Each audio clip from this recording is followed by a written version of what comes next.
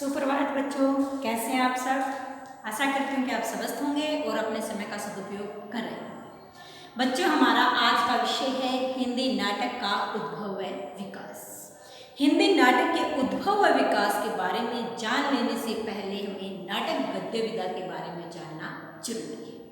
नाटक रूपक होता है, यानी जिसको मंच पर प्रसारित किया जा सकता है, मंच पर दिखाया जाता है, देखा जाता है, उसी गद्य विधा को नाटक कहा जाता है।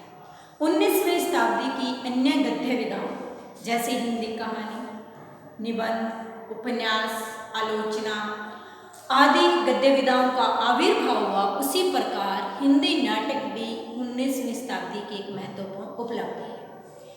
अब हम हिंदी नाटक के उद्भव के बारे में बात करते हैं कि सबसे पहले हिंदी साहित्य का नाटक कौन सा है। प्राणचंद्र चौहान ने 1610 ईस्वी में रामायण महानाटक की रचना की।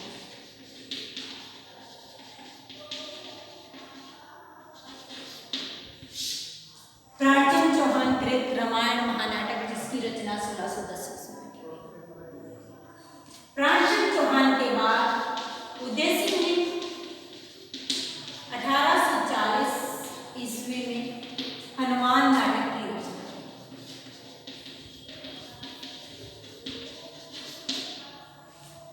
उदय सिंह कृत हनुमान नाटक 1840 ईस्वी में प्रकाशित हुआ। उसके बाद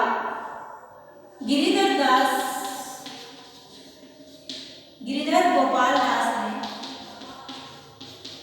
1857 ईस्वी में नहुष नाटक की रचना की।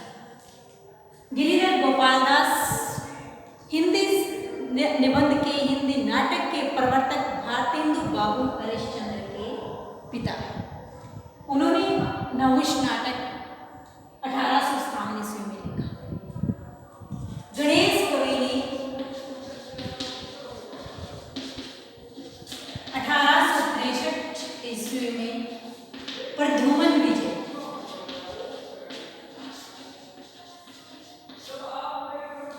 नामक नाटक की रचना की। शीतला प्रसाद त्रिपाठी ने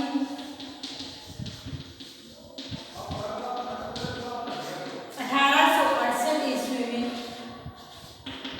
जानकी मंगल नामक नाटक लिखा। लेकिन उससे पहले ही 1868 ईस्वी में ही भारतेंदु बाबू हरिश्चंद्र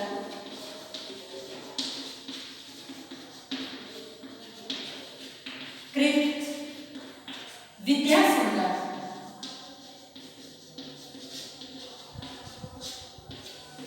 नामक नाटक 1868 ईस्वी में प्रकाशित हो चुका था। प्रथम जो नाटक हैं, जैसे कि रामायण महानाटक, हनुमान नाटक, इनमें नाट्य कला के तत्वों का अभाव है। नाट्य कला के तत्वों का अभाव होने के कारण हम इन्हें नाट्य साहित्य विधा के अंतर्गत नहीं रख सकते। इसलिए इन दोनों नाटकों को हिंदी साहित्य में प्रथम नाटक का गौरव प्राप्त नहीं।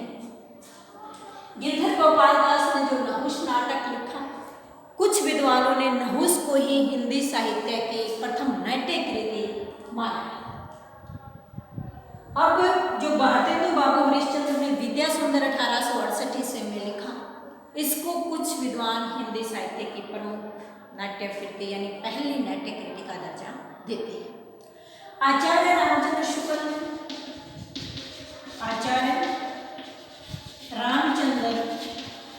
शुक्ल ने आनंद रघुनंदन को हिंदी साहित्य का प्रथम नाटक स्वीकार किया है। और इन्हीं से सहमत होकर बच्चन सिंह ने भी आनंद रघुनंदन को ही हिंदी साहित्य का प्रथम नाटक माना। ये तो हुई हिंदी नाटक के उद्भव की बात। अब हम हिंदी नाटक की विकास यात्रा का अध्ययन करते हैं।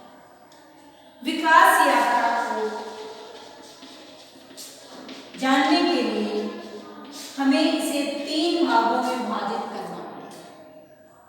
हिंदी साहित्य की नाट्य विधा की विकास यात्रा को जानने से पूर्व हम उसे 3 भागों में विभाजित करते हैं। हिंदी साहित्य में नाटक के प्रवर्तक के रूप में भारतेंदु बाबू हरिश्चंद्र को जाना जाता है। हिंदी नाटक के प्रवर्तक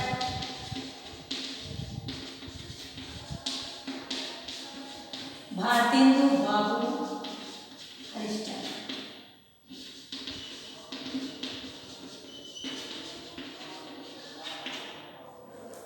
मां भारती के इस महान सपूत का हिंदी साहित्य में गौरवपूर्ण स्थान है। इस महान सपूत ने हिंदी साहित्य की अभूतपूर्व वृद्धि की। मां भारती के विशाल भंडार को अपनी रचनाओं से भरा। इनका जन्म 1850 ईस्वी में हुआ और अलग आयु में ही 1885 ईस्वी में मां भारती के ये महान सपूत इस नश्वर संसार को छोड़कर चले गए। 35 वर्ष की अलग आयु में ही इन्होंने इतना हिंदी साहित्य लिखा, हिंदी साहित्य में अभूतपूर्व वृद्धि की। उन्होंने लगभग 70 काव्य कृतियां लिखी। हिंदी नाटक व निबंध के प्रवर्तक जाने जाते हैं। हिंदी साहित्य के अग्रदूत माने जाते हैं। हिंदी नवजागरण के इससे पहले, क्योंकि इनका जन्म 1850 ईस्वी में हुआ और 1700 से 1900 तक के समय को रीतिकाल के नाम से जाना जाता है। संवत 1700 से 1900 तक के समय को रीतिकाल के नाम से जाना जाता है। उस समय जो हमारा साहित्य था वह सिर्फ दरबारों तक ही सीमित था। भारतेंदु बाबू हरिश्चंद्र ने ही हिंदी साहित्य को जनजीवन से जोड़ने का प्रयास किया। इनके समय को हिंदी साहित्य के नवजागरण काल के नाम से जाना जाता है। नवजागरण काल, नवजागरण यानी देश को, समाज को एक नई दिशा देना, लोगों को जागृत करना, उनके स्वाभिमान को, उनके आत्मविश्वास को जगाना और हमारे गौरवपूर्ण इतिहास का स्मरण कराना उनकी एक महत्वपूर्ण उपलब्धि रही है। भारतेंदु बाबू हरिश्चंद्र हिंदी नाटक के प्रवर्तक माने जाते हैं। इसीलिए जो नाटक का प्रथम चरण है उसका नामकरण भी इन्हीं महान सपूत के, इन्हीं महान साहित्यकार के नाम पर रखा गया। तो हिंदी नाटक की विकास यात्रा को 3 भागों में विभाजित किया है। 3 भागों में विभाजित किया गया। प्रथम भाग है 1857 ईस्वी से 1900 ईस्वी तक, जिसे भारतेंदु युगेन नाटक के नाम से जाना। भारतेंदु युगेन हिंदी नाटक। विकास यात्रा का द्वितीय भाग है 1900 ईस्वी से 1950 ईस्वी तक, जिसको प्रसाद युगेन हिंदी नाटक का नाम दिया गया। प्रसाद युगेन। जयशंकर प्रसाद भी हमारे साहित्य में एक महान नाटककार के रूप में जाने जाते हैं। वो ऐतिहासिक नाटककार कहे जाते हैं क्योंकि उन्होंने हमारे गौरवपूर्ण इतिहास का, गरिमामय इतिहास का, हमारे गौरवपूर्ण अतीत का वर्णन अपने नाटकों के माध्यम से किया और देशवासियों में स्वावलंबन, आत्मविश्वास, देश प्रेम आदि शब्दों का विकास किया। हिंदी नाटक का तृतीय चरण है 1950 ईस्वी के बाद, जिसे प्रसादोत्तर हिंदी नाटक के नाम से जाना जाता है। ये हुआ विकास यात्रा के 3 चरण। अब हम आज इसके प्रथम चरण यानी भारतेंदु युगेन हिंदी नाटक के बारे में पढ़ेंगे। भारतेंदु युगेन हिंदी नाटक, जिसके प्रवर्तक स्वयं भारतेंदु बाबू हरिश्चंद्र रहे हैं, उन्होंने हिंदी नाटक को एक नई दिशा, समकालीन नाटककारों को मार्गदर्शन दिया और ऐसे नाटक लिखे गए जो हमारे देश प्रेम, स्वतंत्रता की भावना, राष्ट्रीयता की भावना और हमारे अतीत के गौरवगान, वह अतीत के गौरवपूर्ण इतिहास के बारे में लिखे। भारतेंदु बाबू हरिश्चंद्र ने हिंदी साहित्य को एक नया मोड़ दिया, क्योंकि उससे पहले का साहित्य सिर्फ भोग विलास तक सीमित था और उन्होंने हिंदी साहित्य को समाज से जोड़ा। उस समय की जो समकालीन सभी घटनाएं थी, सभी समस्याएं थी, विविध विषयों पर हिंदी नाटक लिखे। भारतेंदु बाबू हरिश्चंद्र ने अनुदित व मौलिक दोनों प्रकार की नाट्य कृतियों की रचना की। अनुदित यानी दूसरी भाषाओं की श्रेष्ठ नाट्य कृतियों का हिंदी अनुवाद उन्होंने किया और मौलिक स्वयं द्वारा लिखी गई हिंदी नाट्य रचना। अनुदित नाटकों में सबसे पहले 1868 ईस्वी में ही विद्यासुंदर नाटक का अनुवाद भारतेंदु बाबू हरिश्चंद्र ने किया, जो संस्कृत के चोर पंचाशिका का हिंदी अनुवाद।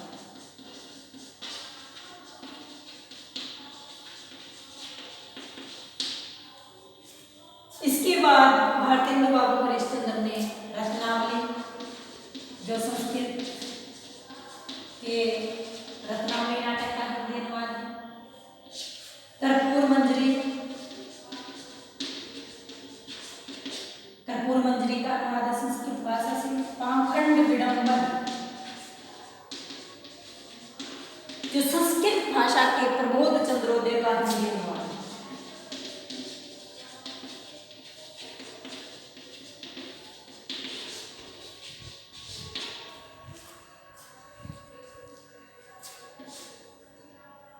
दुर्लभ बंधु,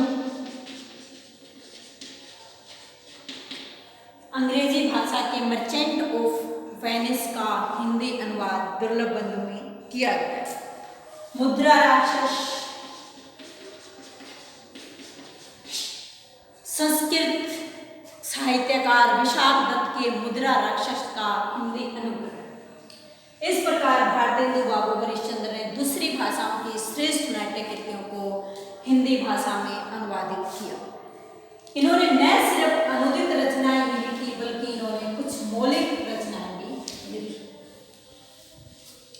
मौलिक नाट्य कृतियों में इनकी सबसे पहले नाट्य कृति है वैदिकी हिंसा है। वैदिकी हिंसा है। वैदिकी हिंसा न भवति 1873 ईस्वी में इन्होंने इसकी रचना की।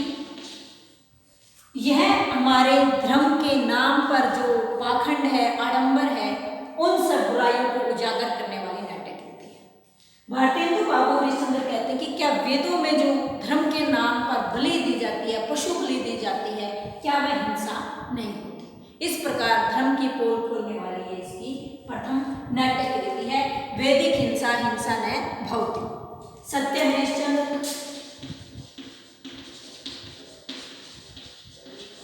हरिश्चंद्र के जीवन पर आधारित। नील देवी नामक नाटक में इन्होंने भारतीय नारी के दिव्य गुणों का, अलौकिक गुणों का वर्णन किया है। अंधेर नगरी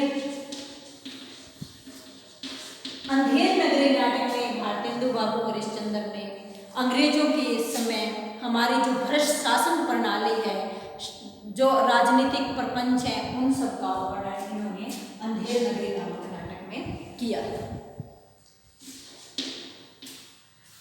सती, चंद्रावली,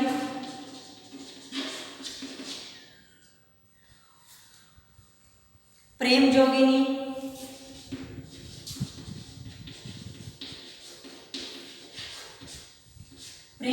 नामक नाटक में भारतेंदु बाबू ने प्रेम के अलौकिक रूप का वर्णन किया है।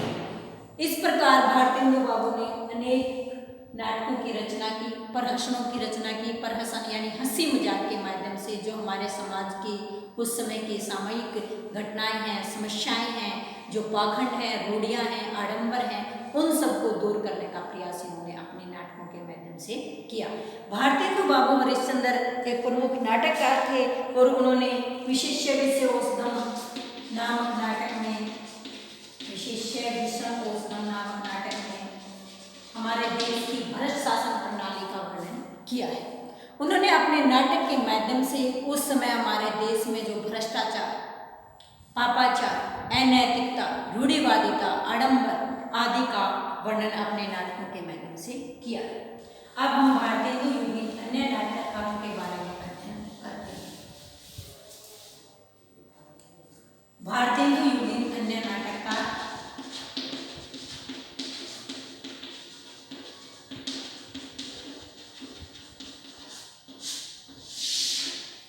जिसमें लाला श्रीनिवास दास,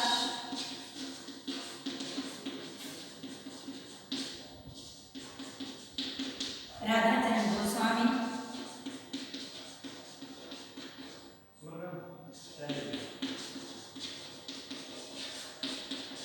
राधा कृष्ण दास,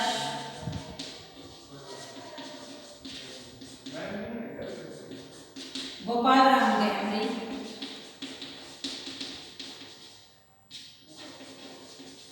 आदि प्रमुख नाटककारों का वर्णन उन्होंने हिंदी नाटक में किया। लाला श्रीनिवास दास ने 4 नाटकों की रचना की। तख्ता सम्राट, रणवीर प्रेम मोहिनी,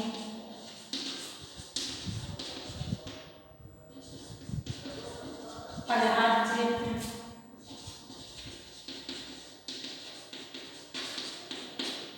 आदि नाटकों की रचना की। इनके नाटक सामयिक घटनाओं पर, सामयिक समस्याओं पर आधारित हैं। राधाचरण गोस्वामी हिंदी साहित्य के एक प्रमुख नाटककार के रूप में जाने जाते हैं। उन्होंने तन मन धन गोसाई जी को अर्पण, तन मन धन गोसाई जी को अर्पण, गोसाई जी को अर्पण, इस नाटक के माध्यम से हमारे समाज में धर्म के नाम पर होने वाले आडंबरों का, थोथी मान्यताओं का, रूढ़ियों का वर्णन किया है। बूढ़े मुंह वासे लोग देखे तमाशे,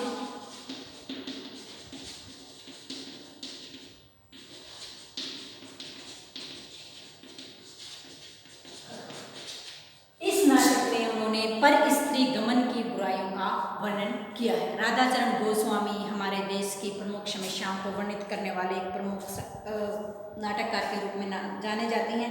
लाला श्रीनिवास दास ने 4 नाटकों की रचना की और राधा कृष्ण दास ने भी हिंदी साहित्य के प्रमुख 4 नाटक लिखे हैं। उनके प्रमुख नाटक हैं महारानी पद्मावती, महाराणा प्रताप, दुखिनी बाला और धर्माला।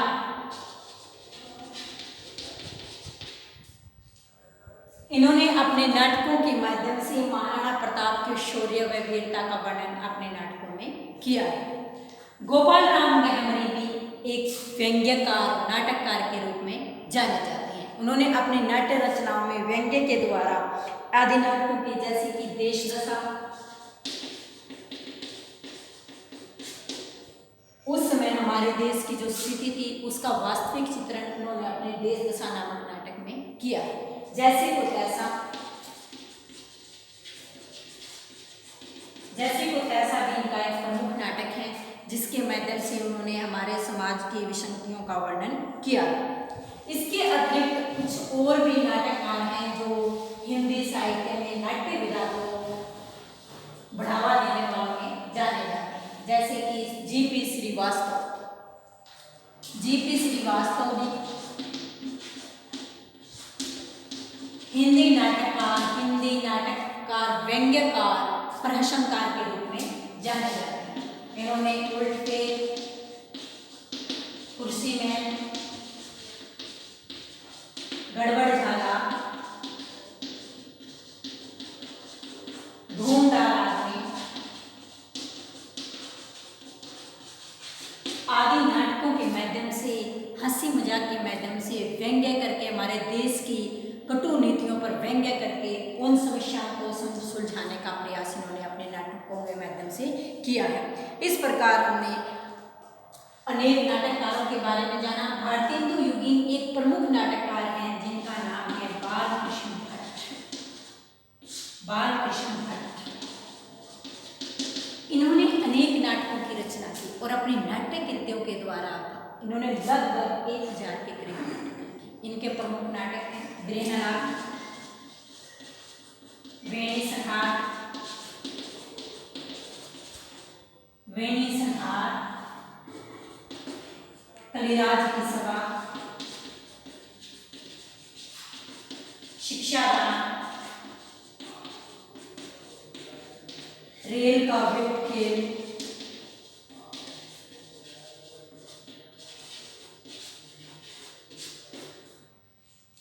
आदि बालकृष्ण भट्ट के प्रमुख नाटक हैं। भारतेंदु युगीन जो हिंदी नाटक का समय है वह हिंदी साहित्य का एक गौरवपूर्ण समय कहा जा सकता है, क्योंकि उसी समय हिंदी नाटक का आरंभ हुआ, आविर्भाव हुआ और उसी समय हमारे देश की जो सामयिक घटनाएं थी, समस्याएं थी, उनको लेकर प्रमुख नाटकों की रचना की गई। इस प्रकार हम कह सकते हैं कि भारतेंदु युगीन जो नाटक का समय है वह हमारे इतिहास का एक गौरवपूर्ण समय के रूप में जाना जाता है।